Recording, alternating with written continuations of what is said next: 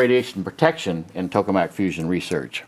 We had 2 tokamaks that were in the reactor was in a specific high bay with very thick walls, and we had laboratories next to it that were also in the basement that had fairly heavy walls. And there's some pictures of it, I'll show it to you. And we were doing tokamak fusion. Now, tokamak has not made the initial breakthrough yet, either in the tokamak fashion or in the what do they call them? The one they use out here at Livermore. They use the I can't remember the term. But anyway, this is. Let's see if I can find some pictures here. Oh, that's the UCLA reactor. Excuse me, that's not. And it went into a publication. This is a university publication. It's the same thing. I'm hoping there's some shots of them. I'm not familiar with the tokamak. Can you explain what that is? It's a. You know the difference between fusion and fission, right? Yeah. To some degree. Okay. The tokamak is a Russian design of a toroidal chamber in which we put a plasma beam around inside. It's suspended in a magnetic field, and you keep raising the temperature of it until you cause the atoms in that plasma beam to fusion. And we can cause them to fusion, we just can't sustain it because we can't hold that beam. The magnetic fields collapse on us. You need a Lawson number of about 10 to the 14th, and we were pretty good. We were a Lawson number pretty close to 10 to the 13th, but we just couldn't do it. And the research on nuclear in those days was drying up, and pretty soon he had no more money, and we couldn't go any further with the project. So, the beauty of fusion, particularly in something like the tokamak, is that you put the material in that you're going to fuse. And so there's no possible situation of a runaway, where a reactor, you have to have a critical mass. Right. And you have to have the mass there. And you can't take that mass away. So when you shut it down or scram or have an accidental shutdown, you got this decay heat, which is about 5% of the maximum heat the thing can put out until the products decay away, the short life products decay away. And you've got to get rid of that decay heat. Well, in a water reactor, if you can't continue to put the water in there, you will melt stuff. In a liquid metal reactor, you won't, because the liquid metal can carry the heat away at a much faster, higher rate than the water can carry the heat away. It doesn't boil. It stays liquid. And even if it's not flowing, it can take the decay heat away, like the San Onofre reactor.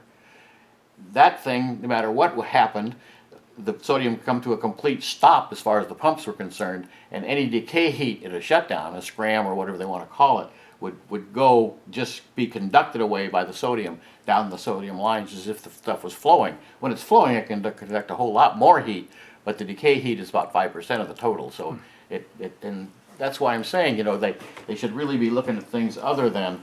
I'm not clear on the San Onofre reactor. So are you saying that there's sodium? No. There's no sodium associated with it. No, but so how are they cooled at San Onofre? Pressurized water. Okay, all right. Very high pressurized water. Right. 2,000 psi at about 1,000 degrees. And so you can have the risk of an explosion there. Well, you could have a steam leak. It would be pretty serious. It's not the kind of thing that you're going to see that occurred at Fukushima. Okay. But there is a risk of widespread radiation if There's a risk of the radiation going from the primary loop to the secondary loop. Now, if you had a rupture in the secondary loop, but I don't know what's going to cause that rupture, then you would have some of the material would go out into the atmosphere. Do you, as someone that worked for the NRC, they recommended a 50-mile evacuation at Fukushima. It was way too far. Okay. Would they need to evacuate San Onofre 50 miles? No.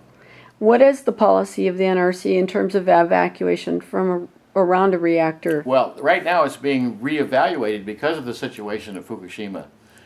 If you were to try to evacuate in a situation like, let's say, a bomb that the terrorists brought in, and this is something I do worry about, in one of these shipping containers that you see on board ships, if you tried to evacuate Los Angeles, you'd kill more people than you would if you just sheltered them until we could take care of whatever damage that bomb had done. They're not gonna be big bombs, but they're gonna cause a lot of contamination. Right. It So could be you- a dirty bomb too. Yeah, and that would even cause less contamination, because they're not gonna be anywhere near as big. Right. But you need to reconsider as to how far away that you need to get. I mean, the ultimate protection, sure, you probably want to go 50 miles, but you know, we expose people every day to, like you said, to CAT scans and all that kind of thing. If you're not going to get any more than a CAT scan, why are you going to take the extra risk of moving people, 100,000 people, that you may kill several of them that way, whereas you're not going to kill that many from the CAT scan? So Right. that's an issue that they are re-looking at. If you want to know, when I was big brother to all the states, and I ended up being big brother to almost all of them before it was over. The Conference of Radiation Control Program Directors, every state, like California, has something called like the Radiological Health Branch, where they have the regulation of radioactive materials, not reactors and not weapons, but they do have materials. And they are acting for the NRC, but they have an agreement with the Nuclear Regulatory Commission. And in that agreement, they have to have a big brother, and there were 5 of us big brothers. I was one of the 5.